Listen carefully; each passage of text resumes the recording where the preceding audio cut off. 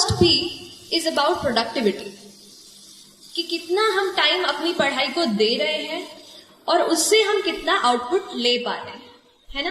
कई बार ऐसा होता है कि हम 10 से 12 मतलब है ना बिल्कुल गिन करके बैठे हैं, सुबह से इतना टाइम लगा रहे हैं, पर फिर भी अगर हम एंड में देखते हैं तो हम उतने टेस्ट सॉल्व नहीं कर पाते। क्या आपके साथ ऐसा हुआ है? तो ये चीज का प्रॉब्लम है, मेरे साथ भी होता था ऐसा ही। ये प्रोडक्टिविटी की प्रॉब्लम है, टाइम हम उतना लगा रहे हैं पर उतना रिजल्ट नहीं मिल पा रहा है। तो उसके लिए तो एक चीज ये की मैंने कि जितने भी डिस्ट्रैक्शन हमारे एनवायरमेंट में होते हैं, जैसे कि हमारा फोन सबसे बड़ा, उसका जो यूट्यूब का ऐप है, उससे जो रिकमेंडेड वीडियोस में हम चले जाते हैं, उन चीजों को थोड़ा सा मैंने कम किया। उसके अलावा और भी जितनी चीजों में हम इन्वॉल्व रहते हैं इंटरनेट पर पढ़ाई के अलावा, उनको मैंने थोड़ा सा लिमिट करने की कोशिश की। और दूसरी चीज, कहीं ना कहीं अपने आप को एक थोड़ा सा टाइम टेबल में बांधने की कोशिश की। हमारा हर दिन अलग होता है ना।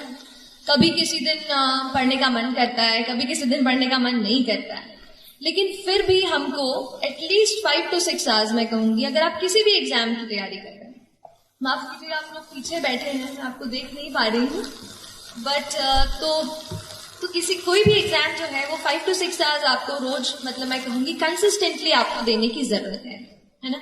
और उसके लिए आप अपना एक कुछ छोटा सा रूटीन, भले ही सोने के पहले आधा घंटा अपना दिन जो है दूसरा वो आप प्लान कर लीजिए, क्योंकि हर दिन नया होता है। अगर एक दिन आप टाइम टेबल बना दिया यहाँ से यही करूंगा और एक वीक आप सोचो कि फॉलो हो जाए, तो मुझसे वो फॉलो नहीं हो पाता था। तो मैं ये करती थी कि सोने के पहले थोड़ा सा आधे घंटे में कल क्या क्या टॉपिक्स पढ़ने हैं, क्या क्या चैप्टर्स कवर करने हैं, वो सब एक बार मैं लिख लिया करती थी। एक ये करना चाह रही हूँ प्रेपरेशन की। तो प्रेपरेशन में अगर यूपीएससी स्पेशली बात करूं तो मेरे पूरे प्रेपरेशन के 2 इंपॉर्टेंट पिलर्स रहे। एक था करंट अफेयर्स।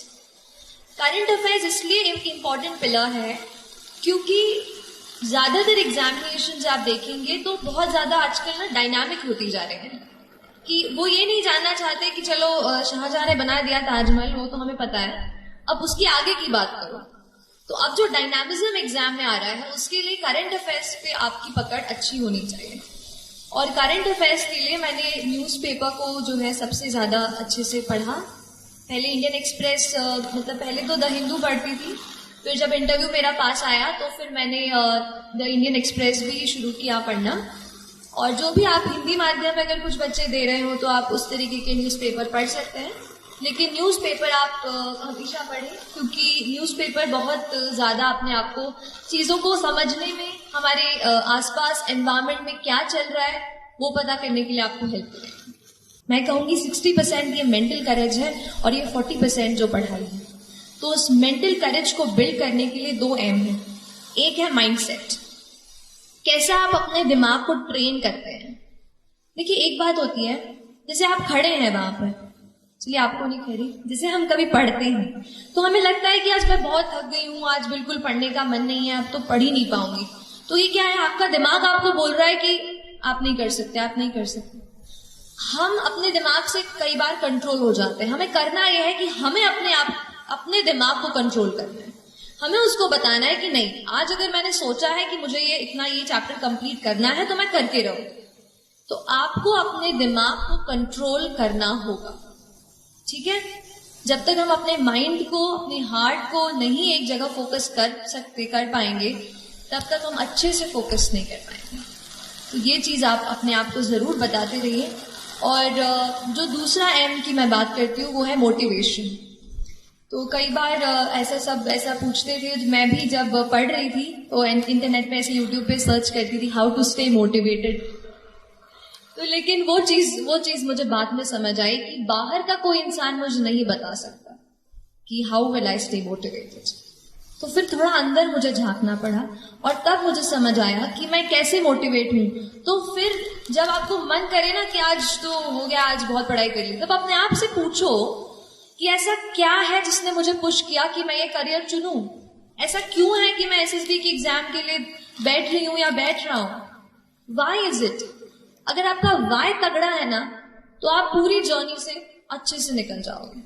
इसलिए अपने वाई को, why do you want to join the civil service, Why do you want to clear this exam? That is very, very important. So don't start कि अगर करूँगा तो अच्छा वो मिल जाएगा, प्रेस्टीज मिल जाएगी. अगर आप प्रेस्टीज को सोचकर अगर आप सिविल सर्विस का एग्जाम देने जा रहे हैं तो माय डियर फ्रेंड्स ज्यादा दिनों तक वो आपको मोटिवेट नहीं रख पाएगा. मोटिवेशन आपको कहीं ऐसी जगह से आना चाहिए कि अगर आप कहीं जा रहे हो, किसी बच्चे को देख रहे हो, किसी दुकान पर काम करते हो, तो क्या आप ये सोचते हैं कि वो बच्चा वहां पे नहीं होना चाहिए, वो बच्चा अभी स्कूल में होना चाहिए. क्या हम कुछ कर सकते हैं अपनी पढ़ाई से? क्या हम किसी ऐसे पोजीशन पे पहुंच सकते हैं कि उस बच्चे को वहां से निकाल कर स्कूल में भर्ती करा दें? तो ये चीज आपको मोटिवेट करनी चाहिए. जिस दिन आप सोसाइटी से जुड़ने लगेंगे और समझने लगेंगे कि कुछ और लोग हैं जो अनफॉर्चुनेट हैं, हम बहुत लकी हैं और हम उनकी मदद कैसे करें, तो फिर बहुत जर्नी जो है ना आसान हो जाती है. तो एक ये चीज मोटिवेशन की थी कि आप खुद अपने आप को मोटिवेट करिए. मैं लकी रही कि मैं मम्मी पापा के साथ रहकर, घर में रहकर पढ़ाई की मैंने. तो जब भी कभी बोर होती थी मम्मी से बातचीत कर लेती थी किसी टॉपिक के बारे में. आप भी अपने मम्मा से, पापा से या डियर फ्रेंड, आपके भाई बहन जो भी हों, उनसे इस बात का डिस्कशन करें. और इसके अलावा डी स्ट्रेस भी हूँ. और एक और बात मैम से बात करते हुए मुझे याद आई कि मुझे ज़रूर आपसे शेयर करनी चाहिए. वो है हमारा न्यूट्रिशन और हमारा पूरा जो न्यूट्रिशन हम लेते हैं. देखिए हमारा दिमाग, आपने पढ़ा होगा ना साइंस में, कितना % वाटर होता है. Our brain is what %? How much % is it water? 70%. Yes. So close to 70% of our brain is just water. और अगर हम वाटर ही, पानी ही नहीं पियोगे तो कैसे पढ़ाई होगी? इसलिए हमेशा आपको हाइड्रेटेड रहना है. पढ़ाई के बाद जूस, अच्छा चाय कॉफी नहीं है, जूस एंड अच्छा पानी. ये तो जूस पियो तो पानी प्लीज. हाइड्रेटेड रखिए अपने आप को. अपने टेबल पे हमेशा ये चीज रखिए.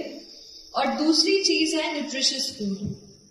तो मैम तो बिल्कुल मम्मा जैसे रखती हैं आपको, तो आप बिल्कुल न्यूट्रिशियस फूड लेते रहिए जहां भी आप रहते हैं. प्लीज आप अगर हॉस्टल में रहते हो तो प्लीज अपने आप को कभी भी वो मत कीजिए, क्योंकि हमारी बॉडी जब स्ट्रांग होगी ना तभी अपन अच्छे से हेल्दी होकर पढ़ पाएंगे.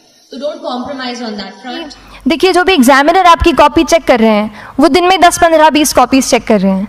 तो उन सब से आपको अलग कैसे आप अपनी कॉपी दिखा सकते हो, ये चीज़ आपका प्रेजेंटेशन और आप जिस तरीके से आंसर लिखते हो कंटेंट को, वो मैटर करेगा. आप इंश्योर कर सकते हैं कि आपके आंसर में कुछ फैक्ट्स, गवर्नमेंट की स्कीम्स, कुछ कमिटीज़ बैठती हैं. जैसे एक प्रिवेसी पे justice BN Shri Krishna committee की रिपोर्ट आई है, तो आप मान लीजिए आपको कोई प्रिवेसी पे सवाल आ गया तो आपने उन कमेटी का नाम कोट कर दिया. ऐसे बहुत सारी कमिटीज़ होती हैं. कुछ इंटरनेशनल रिपोर्ट्स आते हैं, वो आप उनको इनके बारे में लिख सकते हैं. इंडिया का मैप आप बना सकते हैं. मैंने सीख लिया था कि 10-15 सेकेंड्स में कैसे जल्दी से मैप बनाना है और उस पर कैसे पॉइंट कुछ करना है, कुछ लोकेट करना है. तो ये कुछ ऐसी चीज़ें हैं जो आपके आंसर्स को एनरिच करेंगी और प्रेजेंटेबल बनाएंगी. तो इस तरीके से आंसर्स पे जैसे हम क्लास करते हैं, लेकिन उसके साथ साथ आपको ये कोशिश करनी है कि 1 से 2 आंसर पर डे आपको. But you know the coming generations are like that. So I would work on girl child education as well. So these are the things that I have my mind. One more question I have, like for example, आपका goal था that you want to crack UPSC, but आपने engineering भी की हुई है. तो ये decision आपने कैसे choose किया कि मुझे engineering ही करनी है in your graduation?